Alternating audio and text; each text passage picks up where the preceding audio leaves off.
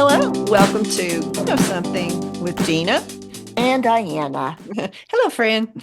How are you this week? I'm great. I'm great. Hello, welcome everyone. Diana and I decided, normally I surprise her with the topic, but she's got a lot of experience on this topic and just recently came back from Mexico. And I just thought, is it dangerous to travel to Mexico? Are people afraid? I know that we get warnings and you hear about all the danger and the drug cartels and all this kind of stuff. I always hate to make a decision based on fear. So I think knowledge is power. Mm. Diana really wants to empower people today. I'll certainly let her speak on that to you with her knowledge and her experience. And if you've never been, or you haven't been in a while, or you have only been to a certain area and you're curious about other areas, Diana's a very well-traveled person. I don't think I'm overselling her knowledge here, but we'll see. She doesn't know, she'll tell you. She's totally honest. So thank you, Diana, for letting us pick at your brain today on your Yeah. travels. So my first question was, is it safe for Americans to travel to Mexico? And the short answer is yes. Americans can travel to Mexico safely, but if you think about it, it depends heavily on what area you go to. Where do you travel? So it's not really a simple yes or no. The U.S. government currently, I think this changes at times, overall safety from the U.S. government is it rates Mexico at a level 2, which is exercise increased caution. And that could be because of the turmoil in our country, with immigration. And it could be because there was a drug cartel situation. I don't know if you remember that recently. There was like a shootout in a tourist area and all the tourists were having to hide. And Yeah, it was actually in the resort. that's crazy. So they increased the level based on that. But I want to be realistic and positive today. So at the same time, so there are 4 levels of danger. So it's Mexico is currently at number 2. Number 1 is no problem. Level 3 is reconsider this trip. And number 4 is stay your booty home, go somewhere else. Go to Disneyland.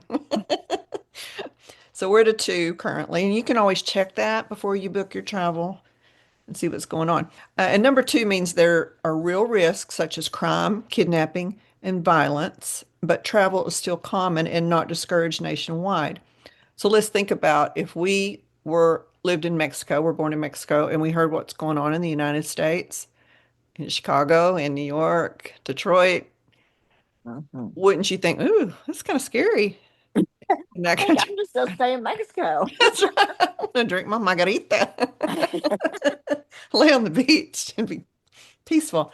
So I think it's like, like they say, the devil you know is better than the devil you don't know. So it's like, the crime in your country and where to go and where not to go and what to watch out for, but it's the unknown Sure. And scariness. if you've never been to an area at all, that makes it that much more stressful and heightened. But Right. once you go, you do learn I mean, people help you. That's the thing Oh, that's about good. going to Mexico is everybody is so nice and really respectful.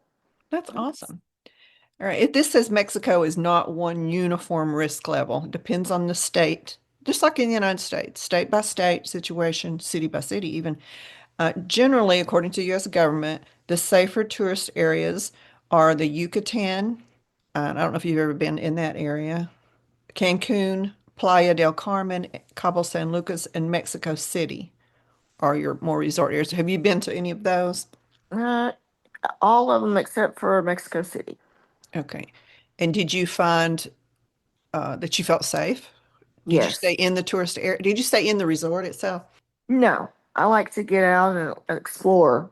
That's why I came, to travel and to see things and do things. So, no, I don't stay within the confines of the resort. However, if someone is fearful, I would still encourage you to go, and the resort will have lots of pools, hot tubs, lots of restaurants, things for you to do.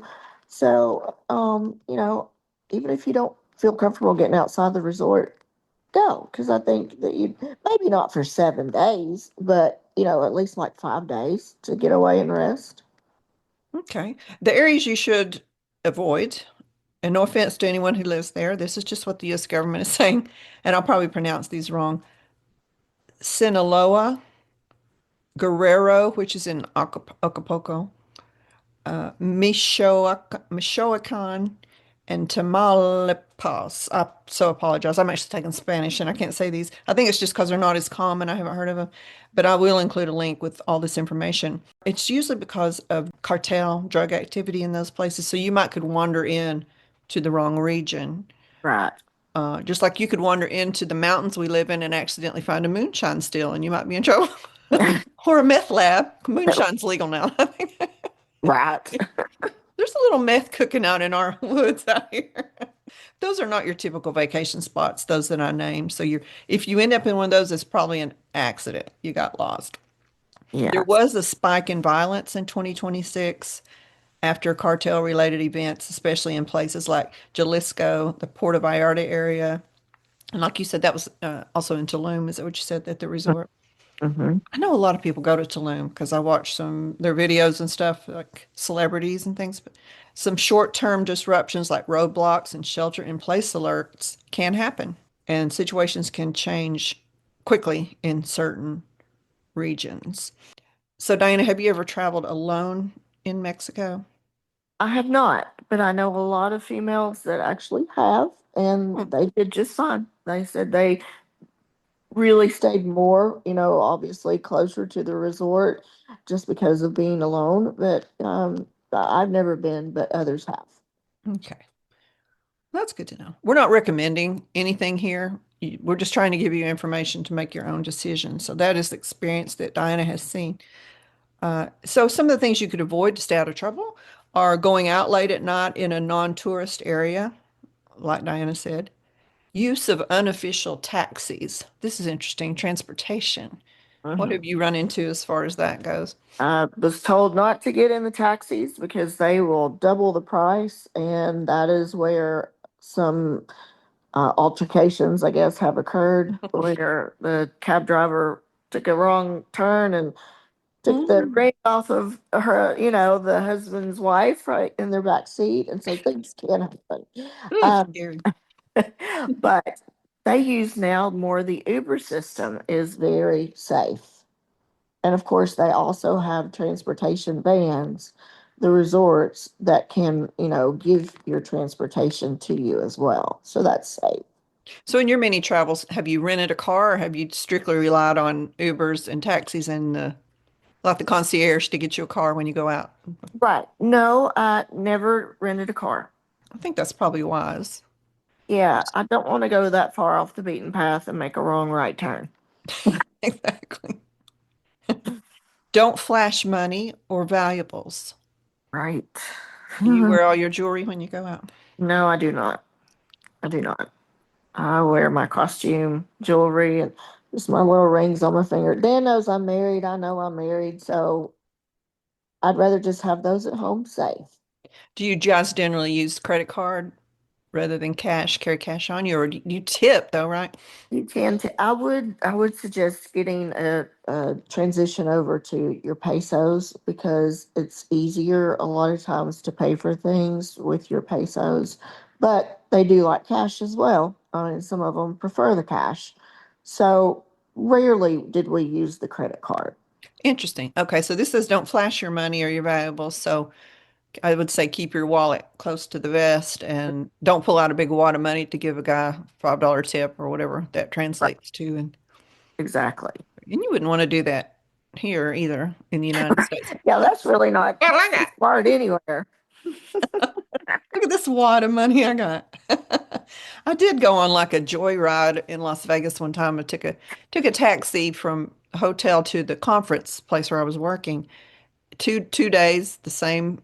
I mean, it cost around the same amount, and he took me on the same route. The third time I got a different driver, and we went out on the interstate and went riding. It was like 30 minutes and charged me. And what could I do? You're kind of stuck. You are absolutely. Yeah. Here's what Dan does when he gets into the cab or taxi or whatever it is. He'll say, "How much is it to take us to so and so?" Smart. They go ahead and give you the quote so they can't do what he just did to you. Oh, wow. Now, did you guys kind of just learn the conversion between, when they'd say how many pesos it was or whatever, or do you have like a little calculator thing that Yeah, tells you? there's a calculation that does it. Dan usually does all that. I'm not even gonna say because I just don't know, but Yeah. there is a calculator that you can Google it and do it on your phone, Okay. or you can even just say translate $100 into 100 pesos or Okay. into pesos.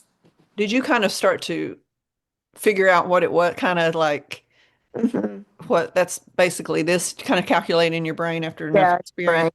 Yes. I'm just going to be rudimentary here, like nobody's ever done this. So when you leave, do you go to the airport and get your money converted, and then when you come back, convert it back to American dollars, or Usually we don't do a whole lot at one time into pesos. That way, we they don't always like to give you what you they give you what's back in pesos. So it's not really good to have a lot of pesos and obviously you can't use them here. Mhm. So just keep a little bit. I don't know what your spending limit is, but I would just keep maybe $100 in pesos. And then once you get finished with that, then you can replace that. And what do you do? Can you replace it at the resort where you're staying, or They do that. They do it at the airport. okay, It's pretty common. okay. And can you actually use U.S. dollars at some places? Oh yeah, Okay, but they prefer it because the dollar is worth more than a peso. okay, gotcha. And I think this goes without saying, don't get involved in drugs or risky situations. Don't try to A- buy wait till you come back to the Anyway, US to buy your drug. don't do that anywhere, people. We want to keep you listening. You hear about, yeah, really, we don't want to lose any listeners. We hear about people, and it happens a lot in Nashville, which is near us, where people get drunk, out of their minds drunk, because they're having fun. They get separated from their friends Oh and yeah. they get lost and they get mugged. If they see you, staggering around and you're young, that's not safe. That's not safe anywhere. So keep your wits about you. Get drunk in your room. That's my advice. Right. If you must get drunk in your room. So, how to stay safe? Stick to well-known tourist areas.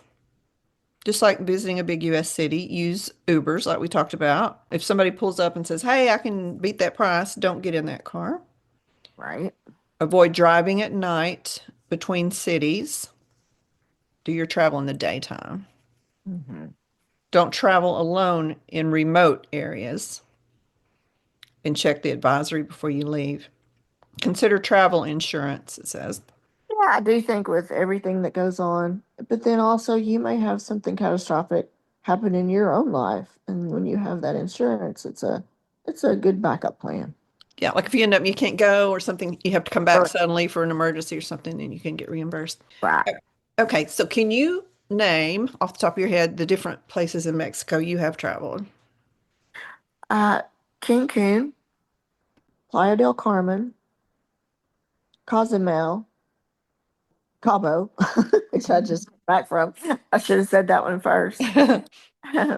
And then down below Playa del Carmen is the area where Tulum, and I'm so sorry, but it just escapes me what the name of that is. But it's about an hour away from the ancient ruins. Right. And by the way, if you go to that part of Mexico, that is an absolute to do. It's amazing when you see it on TV, but seeing it in real life and seeing how in the world did they construct that, it is really worth the visit. Yeah, so that's more of a historical adventure rather than the woohoo adventure. Yeah, More spiritual, I would think, and more exactly. educational. Yeah. Yeah, because you are in kind of awe and reverence of however they did it. They did Mhm. a good job. It Mhm. still stands today. Yeah. I mean, Mexico's a beautiful country. It really is. And Cabo is probably my favorite, I and was that's just where about to we ask you we've been that. there twice now and had the best experiences. Deep sea diving. We went deep sea fishing this time. We actually caught some fish. Oh, wow. Was like Yeah. a spear? Or Uh, did you? Oh, no, off a boat. off, yeah. I saw you underwater in your scuba gear with a spear. Right? Oh no. I was gonna say, if I would had a spear in my hand and I was trying to get a fish, I probably wouldn't have a foot left. You like poked Dan in the butt by accident. That's not a fish, Diana. So we actually caught, have you ever heard of Dorado? Do you know what kind of I fish? have heard of it, but I don't know anything about it. We caught two of those. They were really big. And back here, it's known as mahi mahi. Oh, of course. My favorite mahi mahi. So Oh, did you eat it? oh yeah. We had them take it and we cut it. They cut it up for us, and they were going to ship it. But Dan was like, well, "Why do we need to ship it when we can just take it back with us? Because they have a freezer dried bag that they seal it in, and so it stays frozen, and you just have to report it at customs." How cool. That you're carrying that. But yeah, we also caught something called a bonita. Do you know what a Well, bonita? bonita means beautiful. Bonita does mean beautiful. I have to say that was a beautiful fish, and I was like, I think we should take and put that one back. It's too pretty. Oh, too And pretty to eat. it's really good. But that's kind of a part of the tuna family. Oh, okay. Yeah, Okay. so Okay. good eating for sure. Let's just take your last trip. Of those cities that you mentioned or states that you mentioned, is there one that you would not go back to? I would go back to all of them. Okay, that's great news. Okay. And I think sometimes the way we remember a vacation location is where our headspace was at the time, who we're with, where Exactly. we were in our life at that time. So it could be a different experience for someone else. A place may not appeal to you, but it's a great place and you just weren't in the right headspace or weren't feeling well. You just never know. Speaking of not feeling well, what do you do do you drink ice there or water there when you're there? You hear about Montezuma's Revenge. Well, in the resort, everything is filtered, so you don't have to worry about that. Outside the resort, definitely purchase the water, bottled water. Okay. Okay. All right. I mean, So I'm just going to let you anything go from leaving your home to coming back. What were your good experiences, your bad experiences, your recommendations, your do-overs, if you could? Just to kind of ease somebody into going, know what to expect. Well, let's just take Cabo if you want to. so I sort my packing, and the lighter that you can pack, the better. Even when you feel like you're packing light, take out a couple more items because it makes things not so hard at the airport. You've got a lot going on, you're stressful. The last thing you need to be doing is carrying 3 or 4 suitcases. So, really condense and size down there. Make sure you're at the airport before you need to be because something can happen and that plane will leave without you, I promise. You Um, can't chase it down the tarmac. Wait. so having your, either your passport wherever you're going or your ID out and ready to show that. Then of course through TSA. Again, I dress very minimally because I always used to set the alarms off because of my bling. And so I've toned that down and I just pack my bling in my little bag and I'll get it out soon, but not while I'm going through TSA. So little things like that, just reading up as being prepared on, like Dina said, the new things that are happening. Does TSA have this new thing where now we're having to take our shoes off again? New, I mean, that's not happening. I'm just saying it could. So Okay. be prepared when you go to the airport. Sitting on an airplane is like a box of chocolates. You never know what you're gonna get. So I always take my earplugs because that helps to drown out the sound of people talking or also children screaming. The Uh, Rugrats. it's wonderful. A lot of people wear headsets. Now they have certain planes that you can even watch a movie while you're flying. It's kind of cool. I'm just flying in this little pod and I'm watching the coolest movie. When you break it down to the simplistic of it, of even the fact that we have modern technology that we are in Tennessee at, say, 10 o'clock in the morning, and our time, 3 o'clock in the afternoon, we're already in Mexico. That just It's amazing, isn't it? baffles my mind. It Yep. does. Yeah. Um, I feel like the most stressful time is when after you've got your luggage, you need to have secure transportation arranged Mm, prior, definitely. No, and that should actually be, you should think about all transportation when you book your trip. And that way it's just done. Um, but again, use an Uber. Uh, let me interrupt you a second. When you yeah, plan your trip, I don't know if Dan does all of it or if you do, but you can just go online and choose the resorts you want to go to, and it lets you know about transportation for when you get there. And it does. It gives you options. Of course, you okay, got to pay for that. So after you've made your reservation, then your options of do you want to rent a car? Do you need, would you prefer to go in the van? Or you can have your own personal Uber. So okay. So you've had your flight, you've blocked out all the noise, and you land. And do you do strictly carry on, or do you check your luggage? both. Okay. Yeah, both. So when you land, your experience is going to be different, like you said, depending on the airport, your destination. Yes. Obviously, you're going to have to wait on your luggage. And what kind of, do you have to go through any kind of checkpoints when you land in Mexico? Or Uh-huh. You do. You have to go through their, I'm not sure what you call it, but they have to take your passport, take like your customs? picture, customs. Thank you. It's They been a take your long day. picture. Interesting.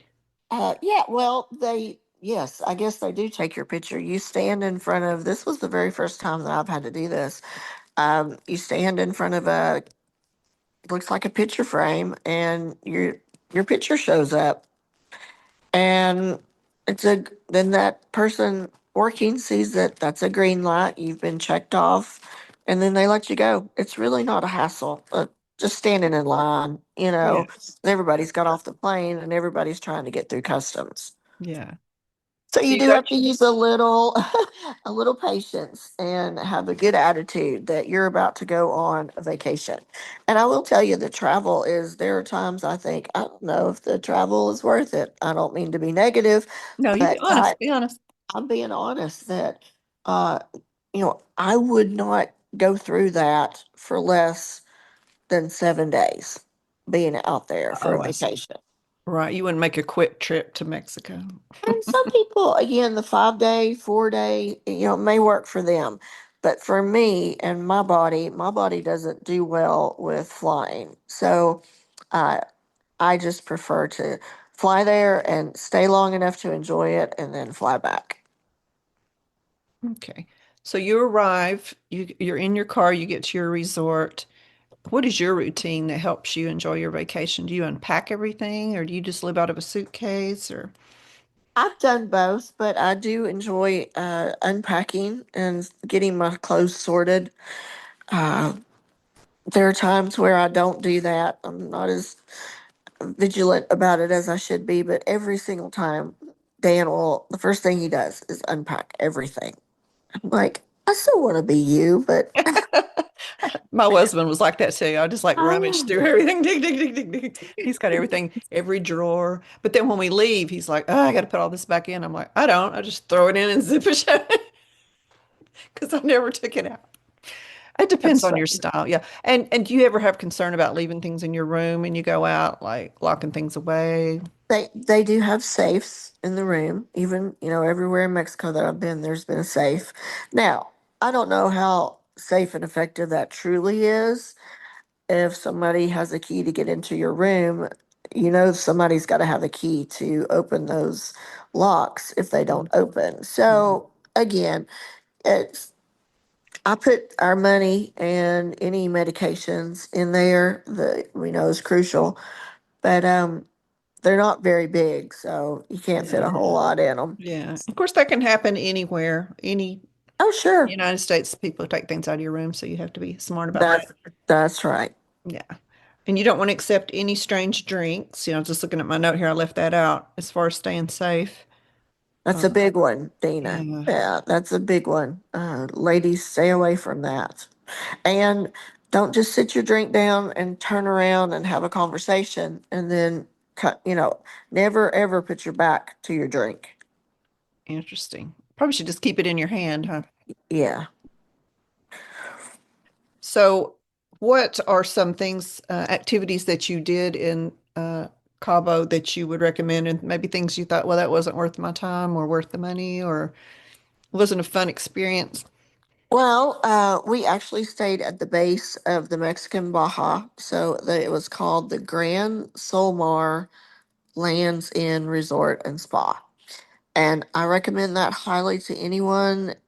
Great pools. They had of course, an adult section and a kids section, so that's always nice option. And multiple restaurants that were wow. I mean, I just wanted to go back every night and have everything on the menu because it was Really? all so good. That's And great. they are very concerned about you liking the food. That's very important to them. And you can tell by the way that they do things, they are very regimented. And I like that because that to me shows that someone has put the not only the effort into, making my food, but they've put the thought into it and the care into it. And to me, that makes everything all better. That's good. Because sometimes when you go to a resort, the food is kind of not fresh. It doesn't seem fresh, just like they're trying to keep it least expensive as possible. If it's on, Right, it's not, right. no care put into it. And you're going to pay a little bit more to eat at the resort, but that's also a convenience fee. If you're Sure. tired, when you've traveled all day, you just have to pick a restaurant and go down, and it makes it so easy.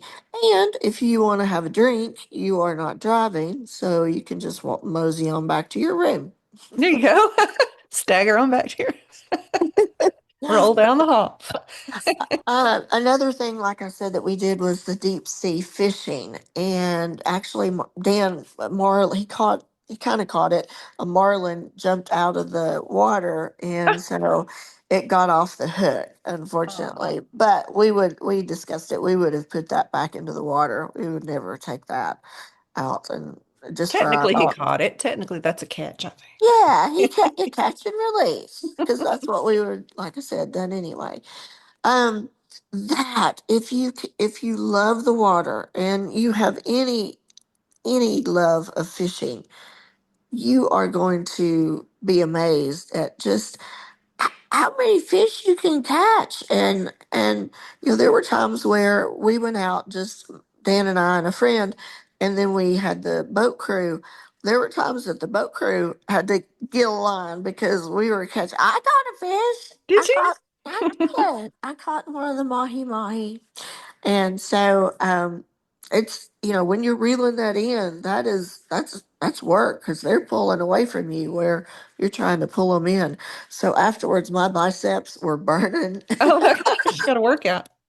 I got a workout, and it was fun. And we did even just a half a day, and that's plenty, I believe. 8 hours out there is a little bit too much for me, but you're actually even on the half day or half thing, you are gone almost 6 hours. Wow. So by the time it was done, I was still happy, but I was ready to get off and eat some of my fish. Yeah, there you go. That's a great experience. And you're Yes. athletic and you're outdoorsy and you're physical. For someone who is maybe the water skeeves them out a little bit to be in the ocean, you said they had some great pools. And what are some other activities that don't require, you Oh, know, physical that's exertion or being in the water? well, every day they had some type of a game that people, some for the kids and then actually some for the adults. The hacky sack that you throw and just an assortment of stuff like that.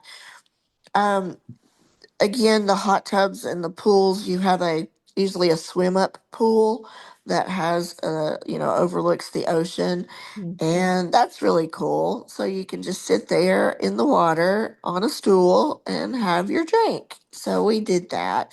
They also had something that I had not saw at another resort, which was where you could eat. It was like a dinner table in underneath. You were in the swimming pool, Oh, and wow. you had a cabana over you and like a tiki hut, and so you were in the shade, but yeah, you ate. The table was right here, and then you were sitting in the water. It was the coolest thing ever. I had not saw that before. That is So cool. I found that interesting. Usually, as far as activities of working out, they would have yoga one day, Pilates one day. So they had a different variety and they had different times, of course, about 3 or 4 times a day. So that was nice. They also did other kinds of games like card games and, board games. So I mean, when you actually do those, they are so fun. You kind of snub your nose at that and think, "Ah, I don't want to play a board game." But sometimes, you know what? When you're on vacation and you've had a drink or two, it could be a lot of fun. Yeah, no, you're not supposed to think about anything else. Don't answer your phone. You're not having to work. You don't have anybody bugging you, so you can just relax and do something that you could do at home, but it's funner in that atmosphere, and you're allowing yourself just to be a kid again, really. See, that's exactly what I was going to say is I feel like it lets you be in contact with that inner kid, that likes to still come out even though we're an adult. I Yeah. still like to do kid stuff. Just a kid at heart. And let me ask you, unfortunately, we're running out of time. What about shopping? Is there any deals there that you kind of wait for to get there, or was it A lot like of it cheapy is, stuff or touristy stuff? it depends on where you go. Of course, it's kind of like I compare it to um, Pigeon Forge. Yeah, It's resort just, area in our area. yeah, the resort area, you're going to have a lot of shopping. Again, depends on where you are, but a lot of good, better deals than you would get in the U.S. And a lot of things are don't have the tax on them there. But you have to be careful because you do have to also, when you come back on your return, report everything that you got to customs. Oh yeah.